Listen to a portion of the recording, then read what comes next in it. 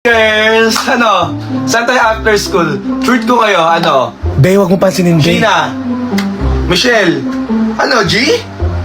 Trisha, alis kasi kami. Ay, oo, bawal pala kami. Bakit? Be, kasi Be, tropa na namin si Kyla. If you put it down, I'ma pick it up. What it is, ho, what's up? Uy, Bes, Michelle, Sheena, alis tayo mamaya? Sabi ko naman sa inyo kasi magpatato na tayo, di ba? Ay, Kyla, game kami dyan. Oo, para macho-macho tayong tatlo. Kila, di ba, sama ako kasi best friend mo ako, mag-best friend tayo, di ba?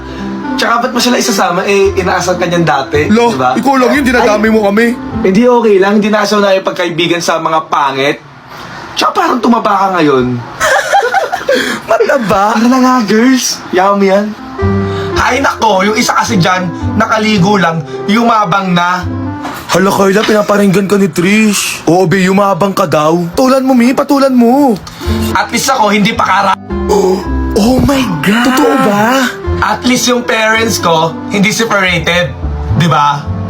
Oh my God, personal na. At least yung bunso naming kapatid, hindi buntis. Buntis si Crystal. Yung grade 7, buntis. Oo, Be, malandi kasi yun, mana sa ate. Oh, yun na, Be, umiyak si Trish. Kyla, parang sumusobra ka na. Below the belt na yun. Oo nga, Kyla, sumasama na ugali mo.